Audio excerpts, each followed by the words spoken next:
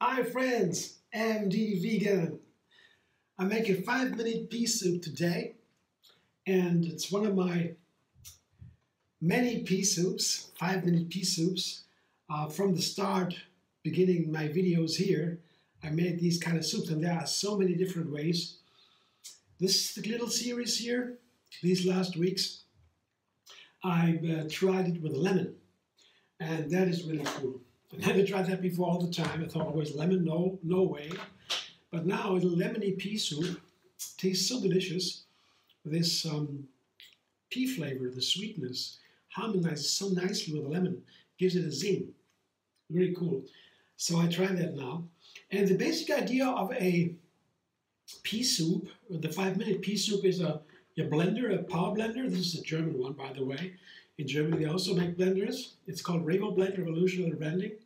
But it is okay. You can take any super blender, any high-speed blender, but the German one should not be missed if you are in Germany, of course. Here, I have the frozen peas. That's what makes it so fast. These are frozen peas. They are always available, high quality. And if you put boiling water, or almost boiling water on top of them, you get, when you blend it then, you get the right texture, the right temperature for wonderful, warm, you blend a little longer, even hot pea soup. And it's still considered almost raw. So, and that means something to you. So the pea soup in itself is easy. I usually take many different creamy makers, creamers like cashews and avocados in this case. Coconut also is good. Coconut oil, coconut butter, cashew, either of these, or also a combination. There's a small amount of avocado, only you see a small slice, and half a cup of cashews for 2 cups of peas. Yeah, the roundabout approximation. I will definitely play a little bit with the water. You'll see that in a moment. But the creaminess is important, and when you have a small amount of avocado, that is so nice because you get it a creamy, like when you foam it a little bit, foaminess. You will see it, but only a small amount. Otherwise, it is too much. Yeah, I'll show you. So, small amount of avocado makes a big difference. You don't need it. You can also have the same soup without the avocado. Yeah, but if you have a little bit, it makes it really nicer. Let's see. So, what I just said was the lemon. Here's half a lemon and medium large lemon. Just the lemon, and that gives the lemony flavor to that pea soup. This series of pea soups all have this lemon flavor, a little bit coming forth, because that's so nice and found. So, and what I always do is, not always do, what I sometimes do is garlic.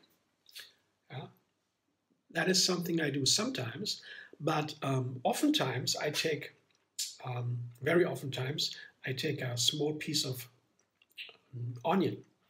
Not too much. The raw onion, if you blend it, can be very nasty. Too much can ruin everything. But a small amount gives a wonderful umami flavor kind. Yeah? All these garlic, onion, they go in this direction. It's wonderful with peas. Lemon especially, onion especially, is perfect for peas. And then, of course, I always take, also not always, because there's another one with chilies only, pepper and salt. Yeah, I have here maybe 2 teaspoons or 3 teaspoons of Himalayan salt and 1 or 1.5 teaspoon of black pepper. This is Tully cherry peppercorns. You can also take ground pepper, of course. The more salt than pepper, it would be too much pepper. The pea is susceptible to salt and pepper. If you take too much, it can be really unpleasant. Salt, especially, of course, that is always, if you oversalt something, terrible. But the peas is sometimes, doesn't give it away right away. You eat the pea, I taste the pea soup and think, oh, that needs more salt, put more salt. And then I think, oh, perfect, go to my room and eat it. Oh, too much salt.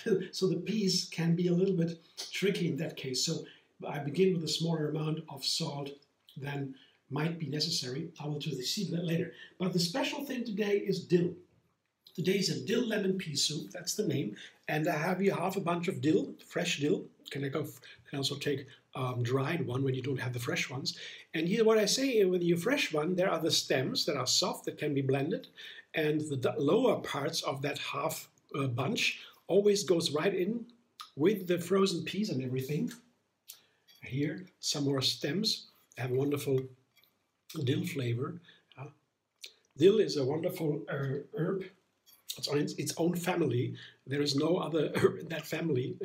It's a kind of its own. It has these evergreen leaves, like an evergreen.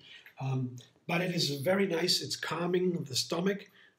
And I want to try today with pea soup. I did try it before. Let's see. This one here is the tips of that. Yeah, the tips are very tender.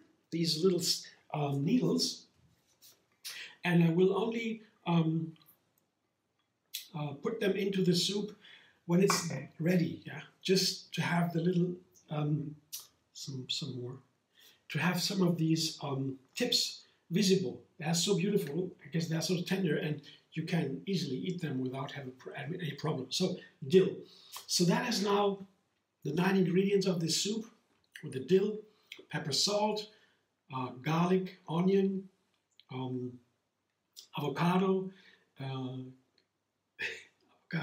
cashew, lemon, and the peas. So 9, and the boiling water, almost boiling water, goes now a little bit over the peas in that blender. Most blenders are similar like that. Here, you see we have about 2 centimeters, maybe a little bit more, over the peas, together with the cashews and the avocados. That will most likely give me the perfect texture.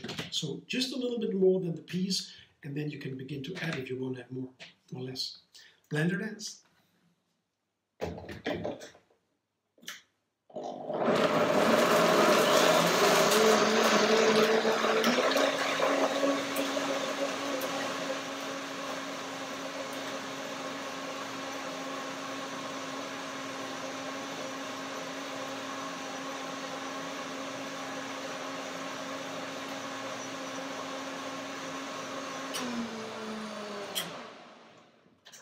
I usually do a first blending and a second blending, especially when I have cashews or nuts that have not been soaked. Then they will thicken up a little bit, and that way you have a chance to taste it, to season it, to try to make the best combination, to add water or so. But it will have to be blended anyway, because the cashews are right now broken down into small pieces, and now they soak fast. Broken down, the small pieces soak and get thicker, and then I blend it again and you have a nice creamy soup. But now I have a chance to taste it. Let's see. Well, it is too thick. That's very clear. I need more water, but better to start with less water than needed. Otherwise you get more and more soup, more peas, more cashews, more water, more cashews, so that's not good. So let's start with a little less. Let's see. Oh, yeah. Wow. Completely new flavor to me. Dill in the peas, and it's very, very nice. Yeah. The rest, I would say, is pretty okay. Lemon is good, not too much. Pepper, salt. I will add now a little bit more water. And maybe I have to use more salt after the watering, because, of course, more water, that means dilutes a little bit the flavor. Sometimes I need to add more water, add more salt after watering. So one more blender dance.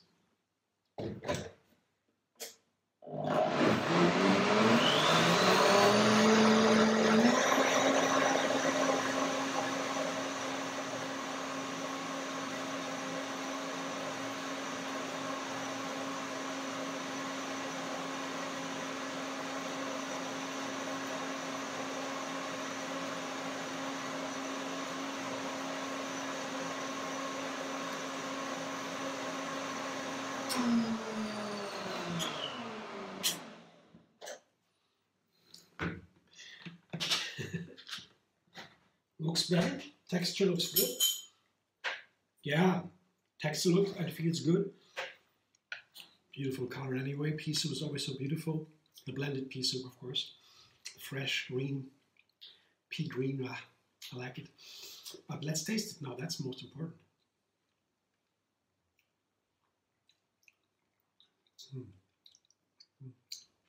So yummy.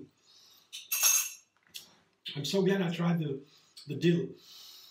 I will use a little bit more salt. A little bit. You see, not too much. Because with the water you get a little bit more. See, I can't do too much because, as I said, pea can be tricky. What feels perfect now might be clearly too much 10 minutes later on the table. And I will add a little bit more pepper. Yeah? That too, just same, not too much again. Just as a tiny amount, that is up to you. The overall ratio, well, 1 or 2 teaspoons of peppercorns and 2 or 3 teaspoons of good teaspoons of salt. Or depends on what kind of salt you have and so forth. So one more time before I put the dill in, the tips, one more blend of that. That might be the final one.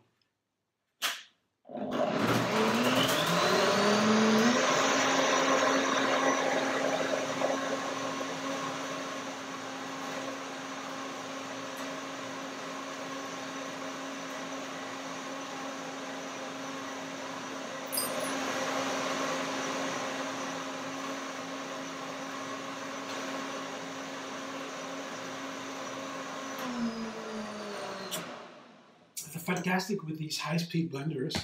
They break everything down so nice, and when they do that, you have this more nutrition from the same food.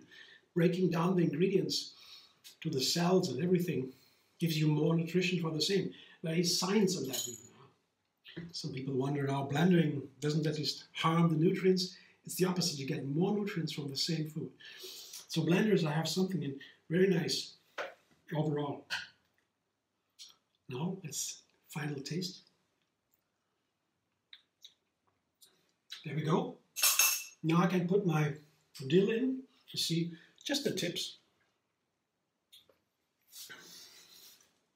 Just to have them a little bit everywhere, to have them visible.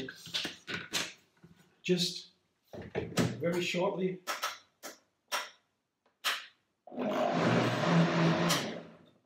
That's it. Now I'll show you what it looks like. And you can show, and then you can see the texture I like. See, it's creamy, like a pea soup should be. This kind of pea soup, and still runny. That's it for today.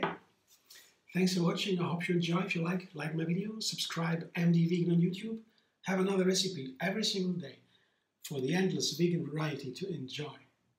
And find me on Facebook, Instagram, Pinterest, and X.